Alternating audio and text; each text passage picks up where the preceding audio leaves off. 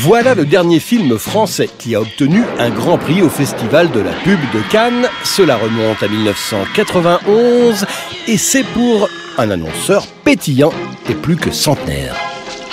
De l'eau, de l'air, la vie. Flashback, non loin de Nîmes et de ses célèbres arènes, jaillit une source d'eau naturellement gazeuse. Durant l'Antiquité, les Romains venaient y faire trempette entre de gros chantiers, d'où l'expression « ils sont fous, ces Romains ».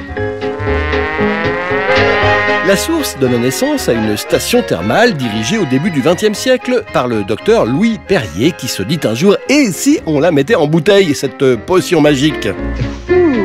Non ? Et non, pas fou du tout ce Louis Perrier. L'affaire marcha si fort que les thermes furent vite remplacés par une usine d'embouteillage. Enfin bref, au début des années 30, la production atteint déjà les 20 millions de bouteilles par an. Louis Perrier, associé à un Anglais, Sir Harmsworth, réalise la moitié de ses ventes à l'export. Surtout dans l'Empire britannique où il fait très chaud et où on a donc très soif. 1951, Perrier adopte la fête comme territoire de communication et inaugure une longue tradition de sponsoring sportif en devenant la boisson officielle du Tour de France et en communiquant avec cette pub, heureusement sous-titrée. Vas-y bonhomme, tricote des manivelles, y a une plombe qu'ils ont déclarée. Allez, allez, pousse papa. Eh ben quoi que t'as, des escargots dans la roue libre, allez hop. Ma tortoise a coincé dans le gésier. Un nip de kilowatts dans les cannes. Ah, petite tête de souffreteuse, je te va filer un doping maison licheuse ta fiole de Perrier. Shit. En 1970, Perrier ajoute à l'esprit festif la pétillance procurée par ses bulles et réalise des films un tantinet déjanté.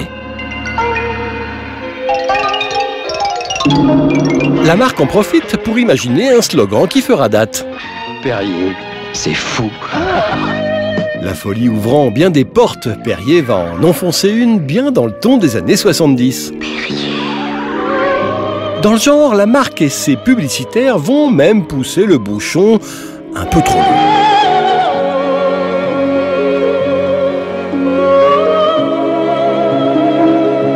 Avec ses spots provoquants comme celui-ci qui a été censuré, la marque fait parler d'elle et vend des centaines de millions de bouteilles dans le monde entier dès la fin des années 80.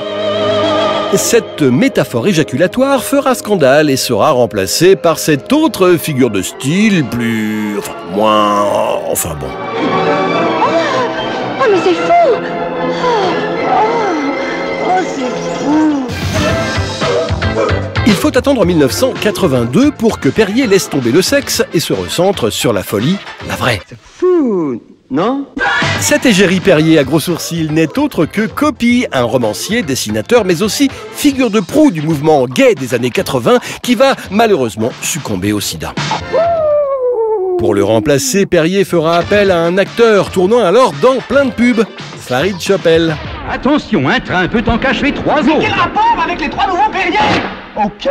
En 87, Perrier invente Perrier Zest et lance ce film, fidèle au précédent, 3 fois plus fou, pour vendre 3 nouveaux goûts Perrier.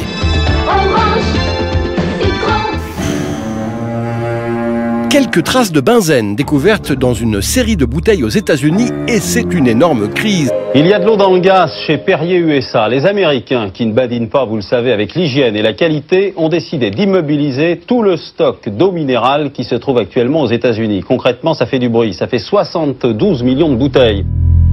En 1990, à la suite d'une erreur humaine dans l'usine d'embouteillage française, on retrouve des traces de benzène, un gaz cancérigène, dans 13 bouteilles aux États-Unis.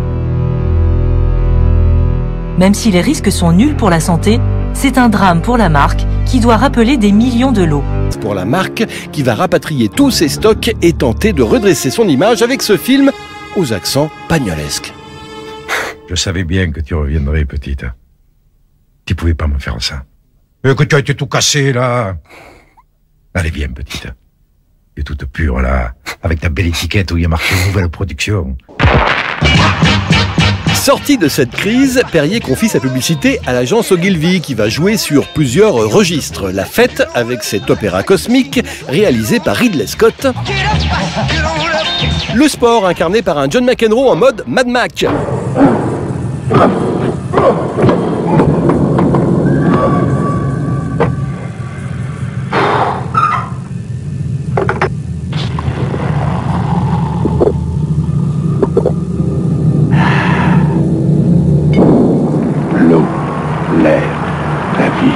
Et enfin, La Table, avec ce sublime film qui marque malheureusement la fin de la collaboration avec Ogilvy. Perrier vient d'être racheté par Nestlé, qui va confier son budget à une autre agence, Publicis.